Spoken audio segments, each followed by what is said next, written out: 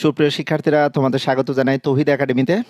আজকে আমি তোমাদের সামনে এসএসসি বা নবম দশম শ্রেণীর শিক্ষার্থীদের জন্য উচ্চতর গণিতের নবম অধ্যায়ের পর্ব 2 নিয়ে তোমাদের সামনে আলোচনা করার চেষ্টা করব। যদিও বা আমি তোমাদের টাইটেলে লিখেছি দশম শ্রেণী উচ্চতর গণিত অনুশীলনী 9.1-এর 1 নম্বর প্রশ্নের গাণিতিক সমস্যার সমাধান দেওয়ার চেষ্টা করব। তো আমি তোমাদের যদি বলতে চাই, তোমরা গত পর্বে লাইভ সেশনে দেখেছো যে 9.1 অনুশীলনীতে যে বেসিক কিছু বিষয়, যে বিষয়গুলো আমরা অনুশীলনের পূর্ব পর্যন্ত আমাদের যে কাজ বা উদাহরণসমূহ আছে, এই কাজ বা উদাহরণসমূহ যদি তোমরা প্রতিটি গাণিতিক সমস্যাগুলো সমাধান করে থাকো, সেই ক্ষেত্রে বলবো যে 9.1 অনুশীলনীতে তোমাদের কিছু ম্যাথ আছে, যে ম্যাথগুলো নর্মালি হয়তো পরীক্ষাতে আমরা দিয়ে থাকি না, কিন্তু এমসিকিউর জন্য ইম্পর্টেন্ট থাকে, বা সৃজনশীল প্রশ্নের জন্য কিছু ইম্পর্টেন্ট গাণিতিক সমস্যাগুলো বারবার তোমরা সমাধান করে থাকো। তো যে প্রশ্নগুলো অ্যাকচুয়ালি সকল শিক্ষার্থীরা ভালোভাবে প্র্যাকটিস করো বা পারো, সেই প্রশ্ন নিয়ে তো আমাদের কোনো কথা থাকে না। আমাদের প্রয়োজন হয় যে কোন ম্যাথগুলো অ্যাকচুয়ালি একটা অনুশীলনীতে একটু জটিল বা সকল শিক্ষার্থীরা কমপ্লিট করে থাকো না, সেই ম্যাথগুলো নিয়ে আমি আলোচনায় থাকার চেষ্টা করব। তোমরা অলরেডি দেখো 1 নম্বর প্রশ্নে তোমরা প্রশ্নটি দেখলে বুঝতে পারবে যে নর্মালি হয়তো আমাদের যে প্রমাণটি আছে বাম পক্ষ আর ডান পক্ষ কিন্তু ইজিলি আমরা এটি প্রমাণ করতে পারি, কিন্তু আমাদের কিছু সূচকীয় যে সূত্র আছে, সূত্রসমূহ আমাদের এখানে একটু প্রয়োজন হবে কিভাবে আমরা আলোচনা করব।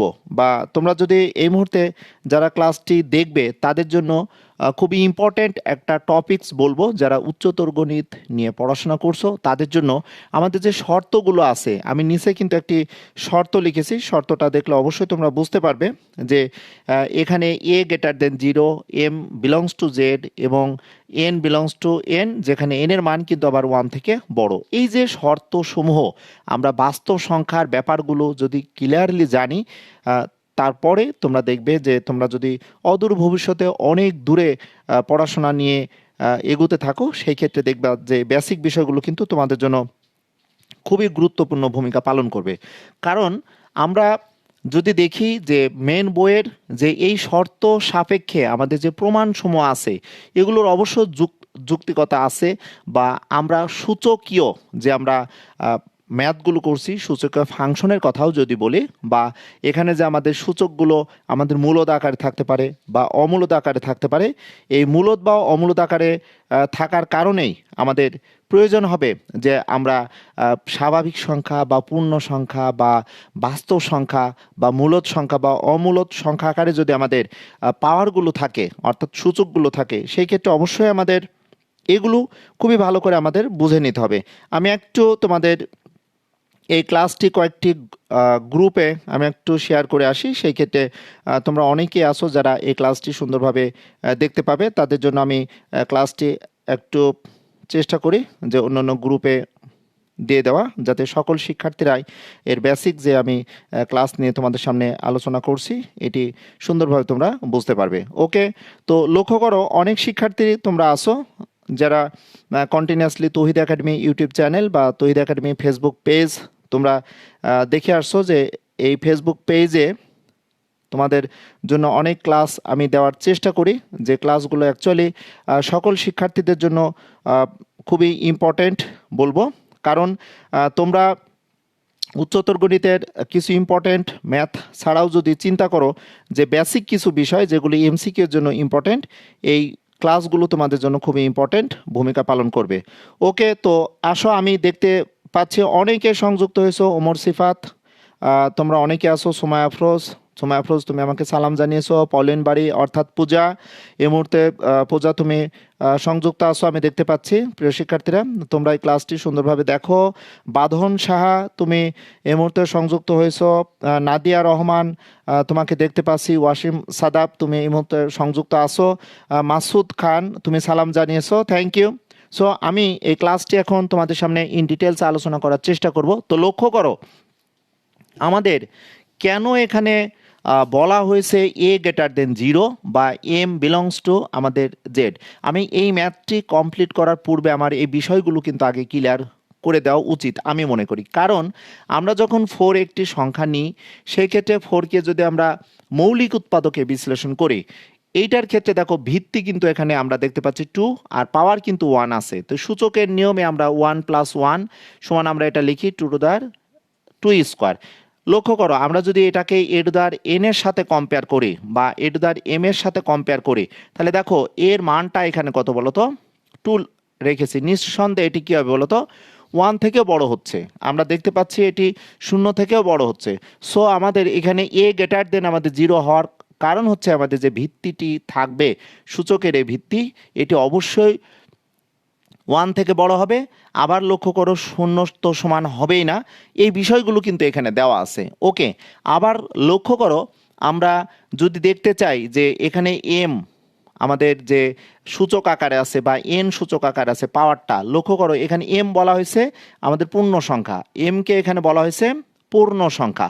তার মানে আমরা যদি পূর্ণ সংখ্যার সেট দেখি, তাহলে পূর্ণ সংখ্যার সেট হচ্ছে 0 সহ সকল ধনাত্মক বা ঋণাত্মক অখণ্ড যে সংখ্যাগুলো অর্থাৎ ভগ্নাংশ নয়, এইরূপ সংখ্যাগুলোকেই আমরা পূর্ণ সংখ্যা বলি, যে সেটকে আমরা সরাসরি এইভাবে আমরা লিখতে পারি। ওকে, সো প্রিয় শিক্ষার্থীরা, আমাদের প্রমাণের ক্ষেত্রে যে এম এর বৈশিষ্ট্যটা কি হবে, আমাদের পূর্ণ সংখ্যা হতে পারে, অর্থাৎ এম এর মান পজিটিভ নেগেটিভ অর্থাৎ ভগ্নাংশবিহীন যে কোনো আমাদের পূর্ণ সংখ্যা আসতে পারে। ওকে, আবার লক্ষ্য করো এখানে এন এর মানটি দেওয়া আছে, দেখো 1 থেকে বড় হবে। কেন এখানে বলা হয়েছে, দেখো এখানে 1 থেকে আমি এই শর্ত সাপেক্ষে হয়তো এন এর মান 1 থেকে বড় বলছি, কিন্তু এই গাণিতিক প্রবলেমে দেখতে পাচ্ছি M comma P belongs to Z, অর্থাৎ এম এবং পি এর বৈশিষ্ট্য অবশ্যই আমাদের কি হবে, পূর্ণ সংখ্যা হবে। অর্থাৎ আমরা এম এবং পি এর যে পাওয়ার আকারে থাকতেছে, এখানে এই পি এর মানও কিন্তু আমাদের যে কোনো সংখ্যা হতে পারে, অর্থাৎ 0 থেকে শুরু করে ধনাত্মক ঋণাত্মক যে কোনো মানই কিন্তু আমরা নিতে পারবো। বাট এখানে যে এন আছে, এন এর মান অবশ্যই কি বলতো, স্বাভাবিক সংখ্যা। এখন তোমাকে যদি আমি বলি 2, এটি কিন্তু পূর্ণ সংখ্যা, খেয়াল করো 2 কিন্তু একটি পূর্ণ সংখ্যা, বাট 2কে কিন্তু আমরা ভগ্নাংশ বলতে পারবো না। ওকে, 2কে আমরা ভগ্নাংশ নয়। এটি কেন ভগ্নাংশ নয়, আমরা ভগ্নাংশ তখনই বলবো a/b আকারের সংখ্যা তখনই ভগ্নাংশ হবে যদি এমন হতে পারে, এটি আমি 3 দিলাম, এটি এমন হতে পারে 3 দিলাম, এখানে 2 না দিয়ে আমি এটাকে 3 দিলাম, 3 কিন্তু ভগ্নাংশ নয়। তোমরা অনেকে বলতে পারো যে স্যার 3 নিচে তো 1 আছে, এটি বেসিক্যালি কিন্তু একটি পূর্ণ সংখ্যা, বাট তখনই আমি এটিকে ভগ্নাংশ বলতে পারবো যদি আমাদের এই যে আমাদের হর এন এর মান, এটাকে যদি আমি এখানে দেখো এখানে লেখা আছে কত, এম বাই কত বলো তো, এন, তাহলে এম বাই এন দেওয়া আছে, যদি বাই এন বিলংস টু আমাদের স্বাভাবিক সংখ্যা বলেছে, তাহলে এম এর মান যদি আমি 5 ধরি আর এন এর মান যদি আমি 1 ধরি, এটি কিন্তু ভগ্নাংশ নয়, এটি কিন্তু ভগ্নাংশ নয়। ওকে, এটি কিন্তু ভগ্নাংশ নয়। আমি যদি এম বাই এন, এখানে এম এর মান আমি 5 ধরলাম আর এন এর মান বলা হয়েছে দেখো 1 থেকে বড়, যখনই 1 থেকে বড় ধরছি তখনই কিন্তু দেখো এটি একটি ভগ্নাংশ হচ্ছে। তাহলে প্রিয় শিক্ষার্থীরা, তোমাদের যদি বলতে চাই সাধারণ গণিতের প্রথম যে অনুশীলনীটি আছে বা অধ্যায়টি আছে, এটি কিন্তু মোস্ট ইম্পর্টেন্ট একটা অধ্যায় বা অনুশীলনী। তোমরা অনেকেই মনে করো যে বাস্তব সংখ্যার যে ম্যাথগুলো এগুলো না করলেও হয়, কিন্তু বাস্তব সংখ্যার যে বৈশিষ্ট্যসমূহ আছে, বাস্তব সংখ্যার যে ক্লাসিফিকেশন আছে, মূলদ অম্লদ সংখ্যা আছে, মূলদ সংখ্যার আবার ক্লাসিফিকেশন আছে, আমরা পূর্ণ সংখ্যা পাই, ভগ্নাংশ পাই, ভগ্নাংশের আবার ক্লাসিফিকেশন আছে, আমরা সাধারণ ভগ্নাংশ পাই, আমরা দশমিক ভগ্নাংশ পাই, আবার দশমিক ভগ্নাংশের কিন্তু ক্লাসিফিকেশন আছে, সসীম দশমিক ভগ্নাংশ, অসীম দশমিক ভগ্নাংশ। এই যে ব্যাপারগুলো কিন্তু তোমাদের খুবই ভালো করে আগে অবশ্যই জানতে হয়। এই কারণে বলবো, আমরা 9.1 অনুশীলনীতে যে আমি ম্যাথটি করব তোমাদের সামনে কমপ্লিট করে দিব, এই ম্যাথ কমপ্লিট করার পূর্বে অবশ্যই তোমাদের এটি মনে রাখতে হবে যে আমাদের এই বেসিক বিষয়গুলো কিন্তু আগে খুবই সুন্দরভাবে জানতে হবে। কারণ কি, তোমাদের এখানে নর্মালি যদি আমরা গুণ করে দিতাম a^m/n p, নর্মালি গুণ করলে a^mp/n হতো, কিন্তু আমরা সূচকের কিছু সূত্র আছে, এই সূত্রগুলো কিন্তু আমাদের জানার প্রয়োজন আছে। আমরা মনে করি বা তোমাদের বলবো যে সূচকেও যে আমাদের গাণিতিক প্রবলেম সমূহ আছে, এই প্রবলেম সমূহগুলো আমাদের ক্যালকুলেশনের জন্য খুবই ইম্পর্টেন্ট। কারণ তোমাকে যদি আমি বলি এ টু দ্য দেখো 1/n, এটিকে তুমি লিখতে পারবা এ টু দ্য এভাবে, অর্থাৎ এর n তম মূল। আমি যদি এটিকে বলি a to the 1/n whole to the যদি m বলি, তাহলে আমি এটিকে এইভাবে লিখতে পারবো, দেখো a to the n whole to the দেখো কত বলো তো m লিখতে পারবো। বা এটিকে আমরা লিখতে পারবো দেখো এ টু দ্য m/n, এটিকে আমরা অবশ্যই যেভাবে লেখা আছে এ টু দ্য n এর n তম মূল বাই পাওয়ার হচ্ছে কত বলো তো n। ওকে, বা তোমরা সাধারণ গণিতে শিখে এসেছো a to the m whole to the n সমান এ টু দ্য দেখো n হোল টু দ্য দেখো m সমান ফাইনালি তোমরা লিখতে পারো এ টু দ্য mn। কারণ তোমরা অষ্টম শ্রেণীতে অনেক সময় ব্যাপারগুলো আছে দেখো, এইটাকে তোমরা অনেকেই এ টু দ্য 5 লিখে ফেলো, কিন্তু এটি তো ভুল। এটির ধারণা কিন্তু তোমরা এইভাবে লিখতে পারো। এটা কয়টা আছে, একটা, দুইটা, অ্যাকচুয়ালি তিনটা আছে। তিনটা তো আমাদের এই সংখ্যাটি গুণ আকারে আছে, সেই ক্ষেত্রে সূচকের পাওয়ার বিবেচনা করলে আমরা কি লিখতে পারি দেখো তো, এটাকে আমরা এভাবে লিখতে পারি এ টু দ্য অবশ্যই 6, কখনো এ টু দ্য 5 হবে না। তাহলে এইটাকে যদি আমরা এভাবে চিন্তা করি এ কিউব হোল স্কোয়ার, এটি অবশ্যই এ কিউব একবার, এ কিউব দুইবার আছে, তাহলে এটিকে আমরা লিখতে পারবো এ টু দ্য কত 3 + 3, তাহলে আমরা লিখতে পারবো a to the 6। So finally আমরা এটিকে এবার লিখতে পারবো এ কিউব হোল স্কোয়ার সমান এ স্কোয়ার হোল কিউব, ওকে, সমান আমরা লিখতে পারবো এ টু দ্য 6। এই যে ধারণাগুলো, আমাদের বেসিক বিষয়গুলো এই উচ্চতর গণিতেই কিন্তু আমরা পেয়ে থাকি। ওকে, যে বিষয়গুলো কিন্তু দেখো এখানে লিখেছি, বা 9.1 অনুশীলনীতে তোমরা যদি প্রথম পেজ থেকে অনুশীলনের আগ মুহূর্তে যে কয়টি পেজ আছে এই পেজের ম্যাথগুলো যদি সুন্দরভাবে তোমরা দেখতে পারো, সেই ক্ষেত্রে অবশ্যই আমরা সুন্দরভাবে ম্যাথগুলো তোমাদের কমপ্লিট করে দিতে পারবো। আমি এই মুহূর্তে দেখতে পাচ্ছি অনেকে সংযুক্ত হয়েছো। রোখাইয়া কে লিখছো জানি না, সুমায়া ফ্রোজ, রুটের মান কি ভগ্নাংশ হয়? রুটের মান আমি বুঝলাম না। রুটের মান ভগ্নাংশ অবশ্যই তোমরা দেখো মূলদীয়, অর্থাৎ সূচকের মান যেহেতু আমরা মূলদীয় ভগ্নাংশ আকারে বিবেচনা করব, সেই ক্ষেত্রে অবশ্যই আমাদের এই ম্যাথগুলো আমাদের সূচকটি মূলদ আকারে হতে পারে, পূর্ণ সংখ্যা হতে পারে, ভগ্নাংশ আকারে হতে পারে, যেটি হোক না কেন। তাহলে আসো প্রিয় শিক্ষার্থীরা, এখন আমরা এই ম্যাথটির যদি সমাধান তোমাদের সামনে কমপ্লিট করে দিই, খুব সহজে কিন্তু তোমরা এখন পারবে। ওকে, তাহলে আমরা দেখে নিই লেফট হ্যান্ড সাইড কি আছে। লেফট হ্যান্ড সাইড আছে দেখো a to the m/n whole to the দেখো p। তাহলে এটাকে আমরা স্টেপ বাই স্টেপ যদি এভাবে এগুতে থাকি এ টু দ্য দেখো 1/n, n এর মান কিন্তু স্বাভাবিক সংখ্যা, এটিকে আমরা এভাবে লিখে নিতে পারি। অবশ্যই আমরা এই রাশিটিকে এবার লিখতে পারি। সেই ক্ষেত্রে আমরা সাইড নোটে কি লিখবো বলতো, যেহেতু এ টু দ্য আমরা লিখতে পারবো যেহেতু এ টু দ্য p/q সমান আমরা এটিকে লিখতে পারবো a to the 1/q whole to the আমরা এভাবে p লিখে নিতে পারবো। ওকে, কারণ আমরা এই রাশিটিকে দেখো ভিতরে যে অংশটুকু ছিল এ টু দ্য দেখো কি লিখতে পারবো বলতো, p/q সমান লিখতে পারবো a to the 1/q whole to the দেখো p এর সাথে কম্পেয়ার করলাম। ওকে, এরপরে আমরা কি লিখতে পারবো দেখো এ টু দ্য কত বলতো 1/n। লক্ষ্য করবা আমরা এই পাওয়ার আর এটা যদি গুণ করি তাহলে কি হবে বলতো এমপি হলো। তাহলে এই রাশিটিকে আবার আমাদের বেসিক যে সূত্র এটি লিখতে পারবো a to the m whole to the n, অর্থাৎ এটা সম্পূর্ণ আমি একটি সংখ্যা ধরলাম বা একটি ভিত্তি আকারে ধরলাম, এই ভিত্তিটার পাওয়ার দেখো m আবার হোল টু দ্য p, তাহলে কত a to the m whole to the n। তাহলে এটাকে আমরা লিখতে পারবো কি বলতো a to the m n। Okay, finally আমরা কি লিখতে পারবো দেখো এ টু দ্য তাহলে এমপি আছে, তাহলে এটাকে আমরা কি লিখতে পারবো mp/n। ওকে, তবে লক্ষ্য করবে যে পাওয়ারটি খুব সুন্দরভাবে লেখার চেষ্টা করবে। ফাইনালি আমরা কি লিখতে পারবো দেখো, এটা আমরা লিখতে পারবো এ টু দ্য দেখো আমরা লিখতে পারবো a to the n whole to the দেখো p সমান আমরা লিখতে পারবো a to the np। Okay, তো তোমরা হয়তো বলতে পারো যে এই ম্যাথগুলো তো স্যার সিম্পলে আমরা করতে পারি, কিন্তু আমরা দেখো সূচকের যে বেসিক বিষয়গুলো এই বিষয়গুলো এখানে ইউজ করতে পারি। তোমরা অনেকে বলতে পারো যে স্যার আমি এই রাশিটিকে এইভাবে কি লিখতে পারতাম এ টু দ্য n এর ঘনমূল, তারপর আমরা m লিখলাম। লক্ষ্য করো এটিকে আমরা এভাবে লিখতে পারতাম, কারণ এটার মান আর এটার মান তো একই। এগুলো কিন্তু তোমাদের অনুশীলনের প্রথমে দেখবে এভাবে আলোচনা করা আছে। তাহলে আমাদের যেহেতু এই ম্যাথগুলো সহজেই আমরা প্রমাণ করতে বলেছে, এখানে কোনো গাণিতিক আরও পদ্ধতি না।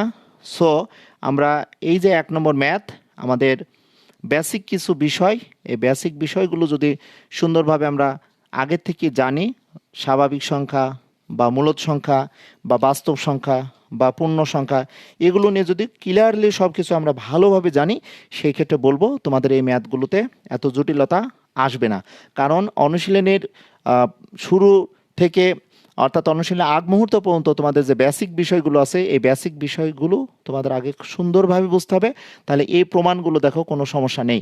যেখানে এম আর পি কিন্তু আমরা পূর্ণ সংখ্যা বলেছি, এন কিন্তু দেখো এখানে ভগ্নাংশ আকার আছে, এন এর মান কিন্তু পূর্ণ সংখ্যা হবে না।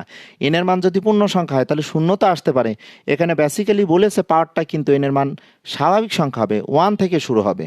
সেই ক্ষেত্রে আমরা 1 থেকে আমরা বিবেচনা করব, কারণ এখানে তো আমাদের এন এর মান 1 থেকে বড় নেই।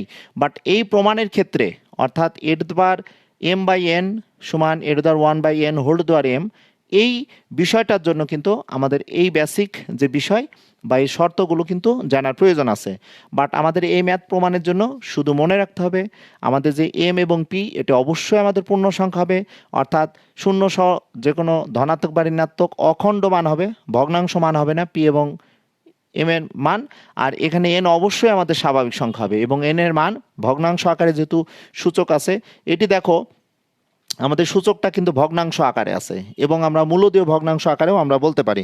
সো প্রিয় শিক্ষার্থীরা, তোমাদের মনে রাখতে হবে যে ম্যাথের বিষয়গুলো যদি সুন্দরভাবে তোমরা জানো, যেহেতু উচ্চতর গণিত নিয়ে তোমরা পড়াশোনা করছো অনেকেই, সেই ক্ষেত্রে তোমাদের অবশ্যই এটি মাথায় রাখতে হবে যে বাস্তব সংখ্যার বিষয়গুলো তোমাদের আপডেট থাকতে হবে। বাস্তব সংখ্যার বিষয়গুলো ক্লিয়ারলি যদি না জানো, ক্লিয়ারলি যদি তোমরা বুঝতে না পারো, সেই ক্ষেত্রে দেখবে যে কোনো এমসিকিউ এর জন্য কিন্তু তোমাদের অনেক সমস্যা হবে এবং এমসিকিউ এর ব্যাপারটাও কিন্তু তোমাদের এটা ভালো করে বুঝে নিতে হবে। ওকে প্রিয় শিক্ষার্থীরা, তোমাদের যদি বলতে চাই, তোমরা অনেকেই আসো যে এই ম্যাথের বিষয়গুলো কিন্তু ক্লিয়ারলি তোমরা বোঝো না, তোমাদের জন্য অনেকেরই সমস্যা হয়ে যায়। ওকে প্রিয় শিক্ষার্থীরা, তো তোমরা একটু লক্ষ্য করো যে আজকের এই প্রথম যে প্রমাণটি, এই প্রথম প্রমাণটি তোমাদের সামনে আমি কমপ্লিট করে দেওয়ার চেষ্টা করলাম। তোমরা যদি খুবই ভালো করে বোঝার চেষ্টা করো যে আমাদের প্রথমে যে বাস্তব সংখ্যা, মূলদ সংখ্যা, অমূলদ সংখ্যা, আমাদের মূলদীয় ভগ্নাংশ, আমাদের সূচকের যে পাওয়ারগুলো, এটি মূলদ থাকতে পারে, ভগ্নাংশ আকারে থাকে। সো এই ম্যাথগুলো অনেক সুন্দরভাবে তোমরা কমপ্লিট করতে পারো। ওকে, তো অনেকে দেখতে পাচ্ছি, ওয়াসিম সাদাব আছো, পলিন বাড়ি পূজা স্যার কেমন আছেন, অনেকেই জানিয়েছো। শিহাব, আবু বকর সিদ্দিক স্যার এটা তো সহজ অঙ্ক, এটি কঠিন অঙ্ক করেন। আমি তোমাদের বলেছি যে প্রথম চ্যাপ্টারের অর্থাৎ 9.1-এর বেসিক বিষয়গুলো জানানোর জন্যই কিন্তু এই ক্লাসগুলো নিয়ে তোমাদের সামনে হাজির হয়েছে। এটা তোমরা অনেকে যতটা সহজ মনে করছো, বেসিক বিষয়গুলো তোমাদের জানতে হবে। সো প্রিয় শিক্ষার্থীরা, 9.1 অনুশীলনীতে আরও জটিল যে ম্যাথগুলো আছে এগুলো নিয়ে তোমাদের সামনে থাকার চেষ্টা করব।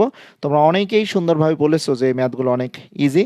সো তোমরা সহজভাবে পড়াশোনা করো, ম্যাথকে ভালোবাসো, ম্যাথকে সহজ যদি ভাবে নাও বা সহজ যদি তোমাদের বোধগম্যতা হয়, সেটি আমার সার্থকতা হবে। আমি ইউটিউব চ্যানেল থেকে যদি তোমাদের ক্লাসগুলো এভাবে আপলোড করি বা ফেসবুক পেজে তোমাদের সামনে প্রতিদিনে আসার চেষ্টা করব, সেই ক্ষেত্রে তোমাদের বলবো তোমরা ভালো থেকো, সুস্থ থেকো এবং তৌহিদ একাডেমি ইউটিউব চ্যানেল বা ফেসবুক পেজ যদি তোমাদের ভালো লেগে থাকে, তোমরা এই ক্লাসগুলো শেয়ার করো, লাইক দিও এবং সর্বোপরি সাবস্ক্রাইব করে আমার সাথে থাকার চেষ্টা করো। দেখা হবে পরের ভিডিওতে। আল্লাহ হাফেজ।